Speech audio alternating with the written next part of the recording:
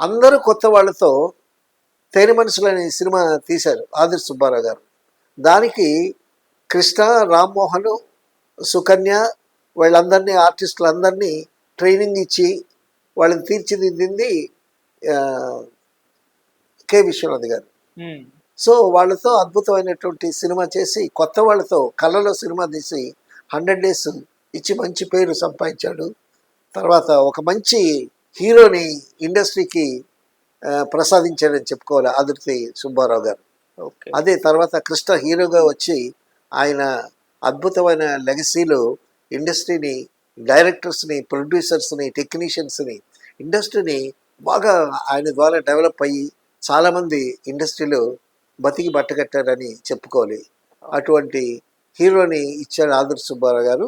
తర్వాత ఒక మంచి డైరెక్టర్ని కూడా కె విశ్వనాథ్ ఆయన దగ్గర అసోసియేట్గా చేశారు కదా.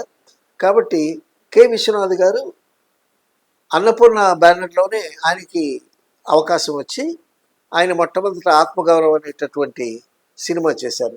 ఓకే. ఆ ఆత్మగౌరవం యావరేజ్గా ఆడింది. ఆడిన తర్వాత విశ్వనాథ్ గారు ఎన్టీ రామారావు గారితో సినిమాలు చేశారు. నిండు హృదయాలు, నిండు దంపతులు, కలిసి వచ్చిన అదృష్టం, చిన్ననాటి స్నేహితులు అటువంటి సినిమాలు చేసి మంచి హిట్లు ఇచ్చాడు రామారావు గారితో. తర్వాత రామారావు గారితో ఒక చిన్న తేడా వచ్చి తర్వాత ఆయన చిన్న సినిమాలు పట్టుకున్నాడు విశ్వనాథ్ గారు. మళ్ళీ తీయలేదు. తర్వాత పెద్ద పెద్ద హీరోస్తో కాకుండా చిన్న హీరోస్తో చంద్రమోహన్తో, సోమబాబుతో, కృష్ణతో చేశారనమాట. సో ఆయన చేసిన చిన్న సినిమాలు చెల్లెలి కాపురం, కాలం మారింది, నేరం శిక్ష, ఓసితి కథ, సిరిసినిమా ఇటువంటి చిన్న చిన్న సినిమాలు చేశారు. ఈ చిన్న చిన్న సినిమాలతోనే ఒక మంచి హిట్ ఇచ్చి ఒక మంచి మ్యూజికల్ ఫిల్మ్స్, మ్యూజికల్ హిట్స్ అని చెప్పుకోవాలి కె విశ్వనాథ్ గారు.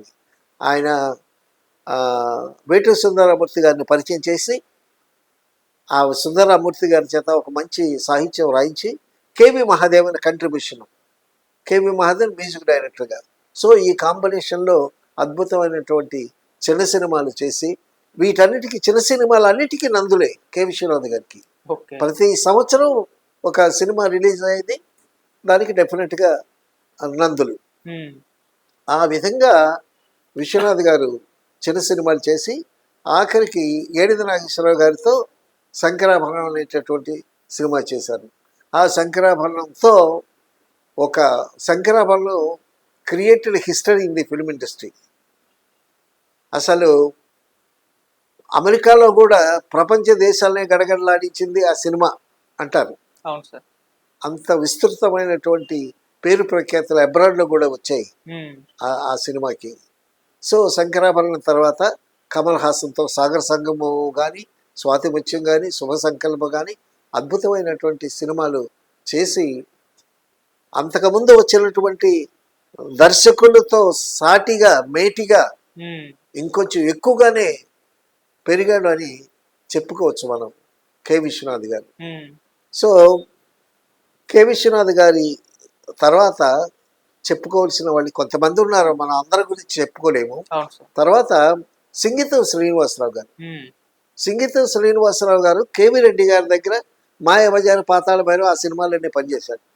సింగీతం శ్రీనివాసరావు గారు ఆయన దర్శకుడయ్యి ఆయన మొట్టమొదటి దిక్కట్ర పార్వత్ అనే ఒక తమిళ సినిమా చేశాడు. ఆ సినిమాకి నేషనల్ అవార్డు వచ్చింది. అప్పుడు బాలచంద్ర గారు కూడా వచ్చి అభినందించారు.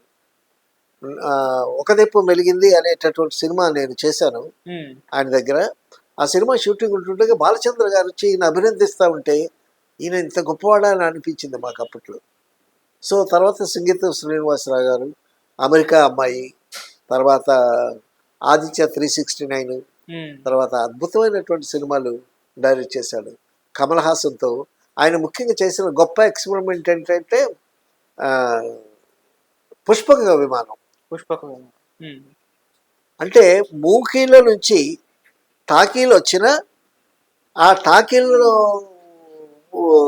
పరంపరలో ఉండేటప్పుడు ఆయన మూకీ సినిమా తీశాడు.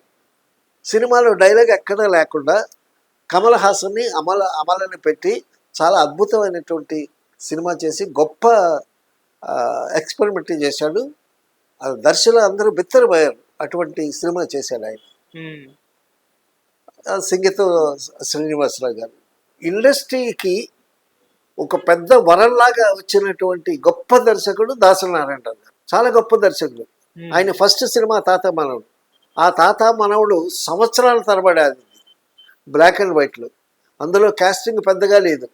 అందులో మెయిన్ ఆర్టిస్ట్ ఎస్వి రంగారావు గారు, సత్యనారాయణ, రాజబాబు వీళ్ళే ఉన్నారు తప్ప, ముందు తాత మనవుడు క్యారెక్టర్కి, రాజబాబు క్యారెక్టర్కి శోభన్ బాబుని అనుకున్నారు. ఇందువల్ల శోభన్ బాబు వేయలేదు.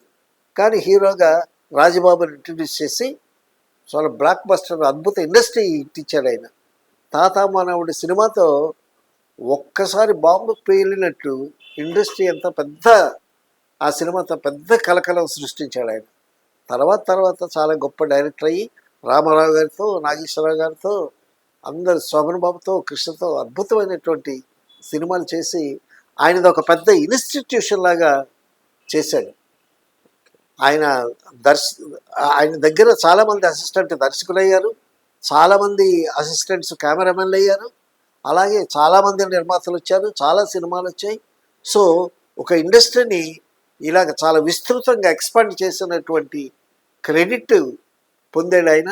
తర్వాత చిత్ర పరిశ్రమలో ఒక తలమానికంగా మెలిగి, ఒక ఇండస్ట్రీ పెద్దగా వెలిగి, ఎక్కడ ఏ సమస్యలు వచ్చినా ఆ సమస్యలను తీర్చేటటువంటి ఒక పెద్ద మనిషిగా పేరు పొంది చాలా విస్తృతమైనటువంటి రికార్డు క్రియేట్ చేసినటువంటి అద్భుతమైనటువంటి వ్యక్తిత్వం ఉన్నటువంటి దర్శకుడు, వ్యక్తి ఆయన దాసరి నారాయణరావు గారు. పోతే ఇక రాఘవేంద్రరావు గారు.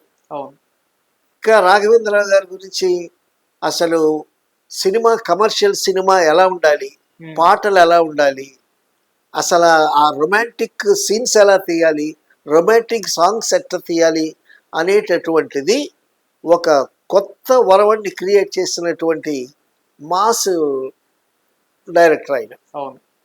మాస్ డైరెక్టర్ అయినా అద్భుతమైనటువంటి క్లాస్ సినిమాలు కూడా చేశాడు. అన్నమయ్య లాంటి గొప్ప కళాఖండాన్ని తయారు చేశాడు రాఘవేంద్రరావు గారు. తర్వాత ప్రతి హీరోకి హిట్ ఇచ్చాడు ఆయన.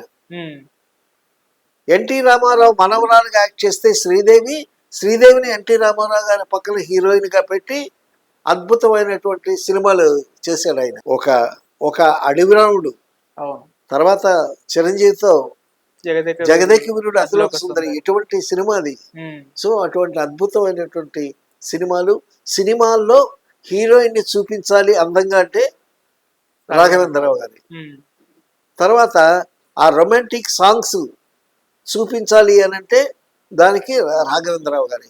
ఆ విధంగా కమర్షియల్ హంగులు జోడించి, మంచి పాటలు, మంచి సంగీతం అందించి, మంచి లొకేషన్స్, మంచి కలర్ఫుల్గా ఒక సినిమాని తిరుపతి లడ్డూలాగా తయారు చేసి ప్రేక్షకులకు అందించినటువంటి ఖ్యాతి మన రాఘవేంద్రరావు గారి.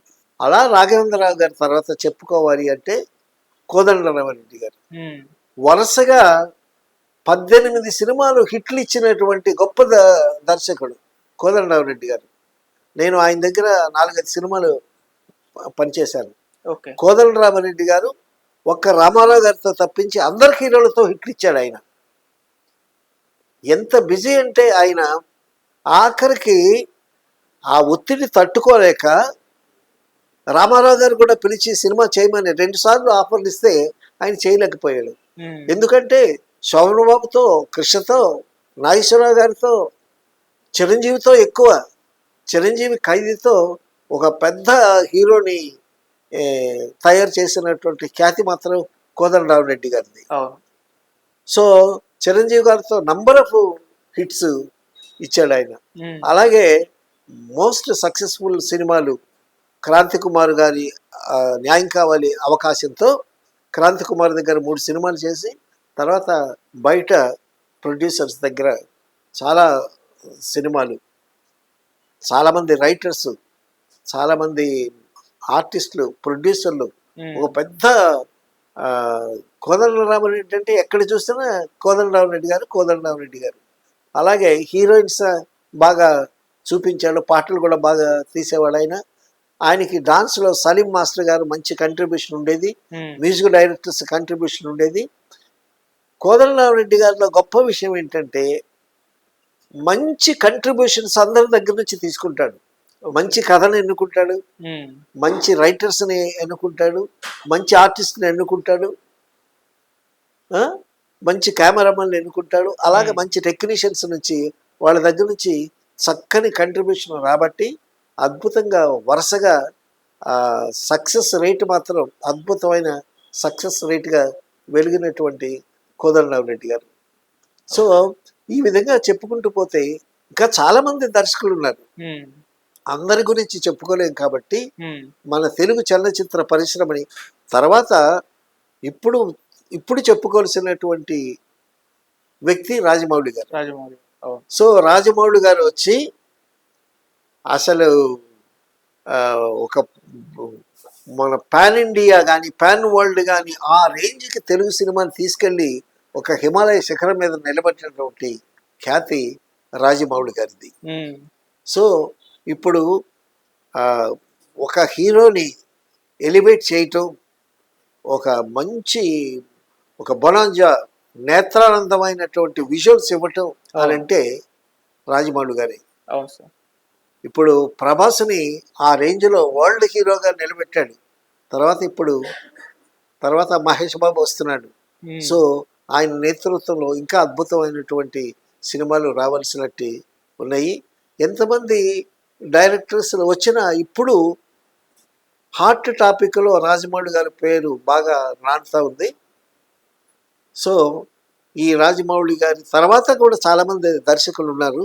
సో ఇంతమంది లెజెండ్స్, అద్భుతమైనటువంటి దర్శకులు మన ఎల్వి ప్రసాద్ గారి దగ్గర నుంచి, కేవీ రెడ్డి గారి దగ్గర నుంచి, కమలాకర్ కామేశ్వరరావు గారి దగ్గర నుంచి ఇంతమంది అద్భుతమైనటువంటి సినిమాలు చేసి ఒక నేత్రానందమైన ఎంటర్టైన్మెంట్ ఆంధ్రదేశానికి ఇచ్చినటువంటి మహామహులు. సో ఆ ఫలాన్ని మనం ఇప్పుడు అనుభవిస్తూ ఎంజాయ్ చేస్తూ ఆ ఎంటర్టైన్మెంట్తో మనం ఆనందంగా ఉన్నాం. ఇది మన తెలుగు చలనచిత్ర పరిశ్రమలో దర్శకులు వరుసగా చెప్పుకుంటూ పోతే చాలామంది ఉన్నారు. సో వారందరికీ మనం కొంతమంది ఉన్నారు, కొంతమంది పరమపదించారు. సో ఈ విధంగా మన తెలుగు చలనచిత్ర పరిశ్రమని ఇంతమంది మనల్ని సుసంపన్నం చేశారని ఈ శుభ సందర్భంలో మన ప్రేక్షకులకి మన రెడ్ టీవీ ఛానల్ ద్వారా అందించాం. Right sir, thank you so much sir. Thank you.